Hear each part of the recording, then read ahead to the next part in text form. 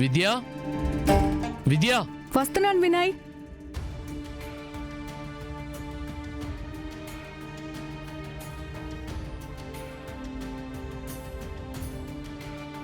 Coffee అంటావు, tiffin అంటావు. Night అయితే చాలు పాలివ్వడానికని మా వాడి గదిలోకి దూరతావు. ఆడవసరాలు తీర్చడానికా లేక మా వాడితో సరసాలాడ్డానికా? ఏంటి పిలిచారు? లోపలికి రా విద్య, చెప్తాను.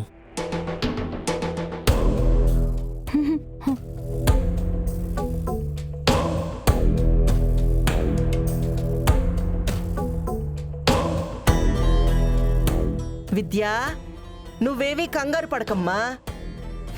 గదిలో కాలు పెట్టొద్దని అప్పుడు నేనే చెప్పిన. కానీ ఇప్పుడు నిన్ను గదిలోకి పిలవమని నా కొడుకుతో నేనే కబురు పెట్టుండా. నువ్వు లోపలికి రా.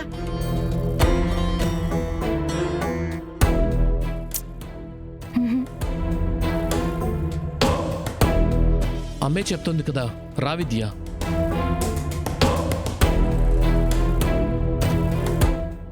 రా విద్యా, రా రా విద్యా.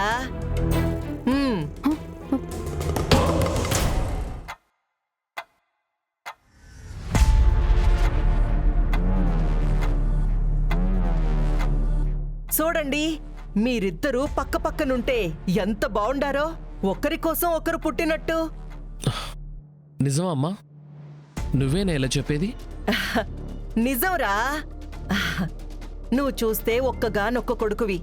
ఈ అమ్మిని చూస్తే సాక్షాత్తు నా అన్న కూతురు. మీ ఇద్దరూ కలిస్తే అంతకన్నా నాకేం కావాలి చెప్పు? అటు చూస్తే నీ చెల్లి, ఇటు చూస్తే ఈళ్ళన్న.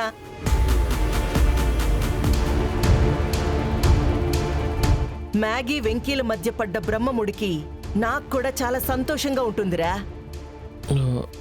కానీ చెల్లి బావని వద్దనుకుంటోంది కదా అమ్మా. అదేదో చిన్న పిల్లరా. ఇవాళ వెంకీని వద్దు అనుకుంటుండాది, రేపు వెంకీనే ముద్దు అనుకుంటాది. వాళ్ళిద్దరూ మీలా కలిసిపోవడానికి ఎంతసేపు కావాలి చెప్పు?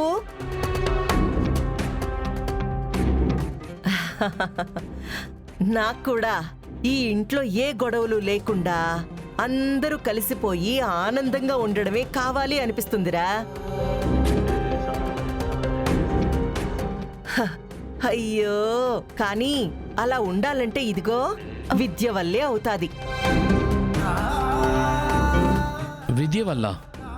అవునరా. నీ పెండ్లాము ఈ చిన్న పని చేస్తే ఈ ఇంట్లో ఉన్న గొడవలన్నీ సమసిపోతాయి. కానీ ఆ పని విద్య చేస్తుందో లేదో, నా మాటని లెక్క చేస్తాదో లేదో. అయ్యో, అంత మాట ఎందుకు అత్తయ్య?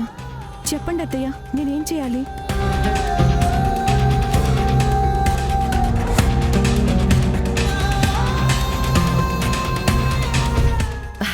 చిన్న పనే విద్య.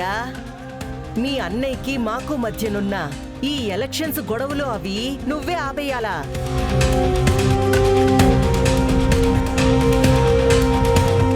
అది నా చేతిలో ఉందా అత్తయ్య? నీ చేతిలోనే ఉండాది. నీ చేతనే అవుతాది కోడలు పిల్ల.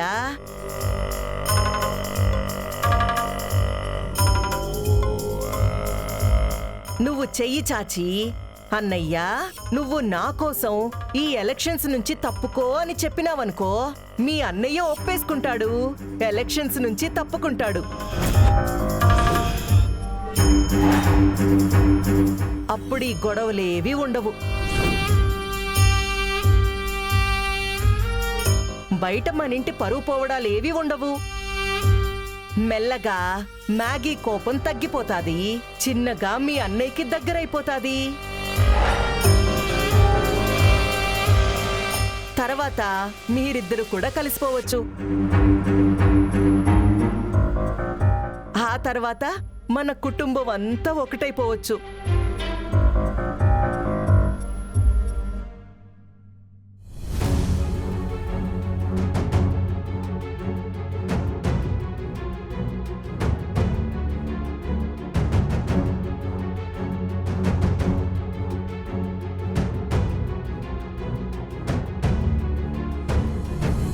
హా, అది విద్య ఇంకంత నీ చేతుల్లోనే ఉండాది.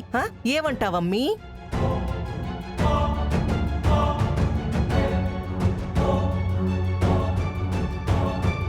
అమ్మ చెప్పింది కరెక్టే కదా విద్య. మన కోసం ఇంత చెప్తోంది కదా, ఇక నువ్వు ఆలోచించకుండా ఓకే చెప్పు.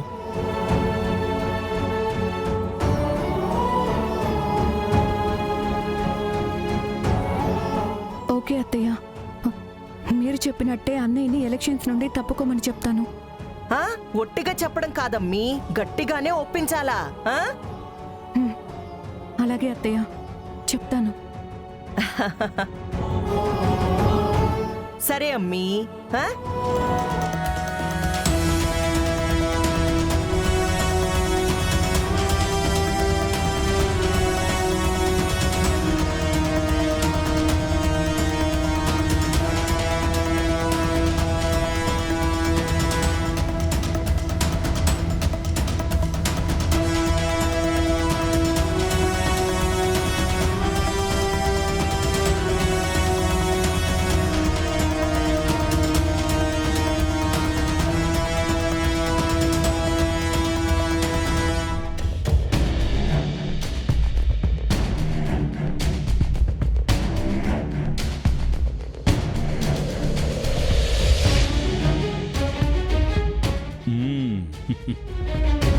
ఈ వెర్రి బాగుల్ది వెంకిగాడి దగ్గరికి వెళ్తా ఉండాది బావుగారు. వెళ్ళి కుక్కిన పేనులా నువ్వు చెప్పమన్నది తప్పకుండా చెప్పేస్తుందమ్మా. అప్పుడు సొంత చెల్లెలే ఎలక్షన్ నుండి విత్డ్రా అనే మాట వినగానే వెంకిగడ మాట పడిపోతుంది.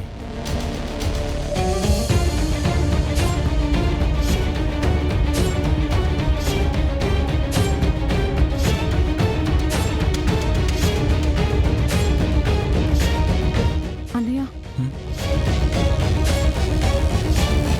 ఏంటి విద్య? నీతో మాట్లాడాలన్నయ్య. చెప్పరా, దేని గురించి?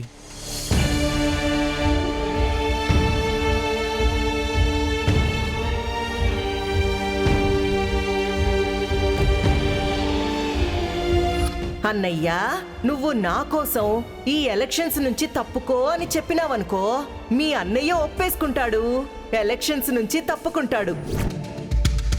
అన్నయ్య దగ్గర చెప్పడానికి ఇబ్బంది పడతావేంట్రా? నువ్వు ధైర్యంగా చెప్పు. అది చెప్పేది వింటే వీడి ధైర్యం నీరు గారిపోతాది. అంటే అన్నయ్య, ఈ ఎలక్షన్స్ గురించే మాట్లాడటానికి వచ్చాను. అమ్మా, ఎత్తిందమ్మా, ఎలక్షన్ మ్యాటర్ ఎత్తింది.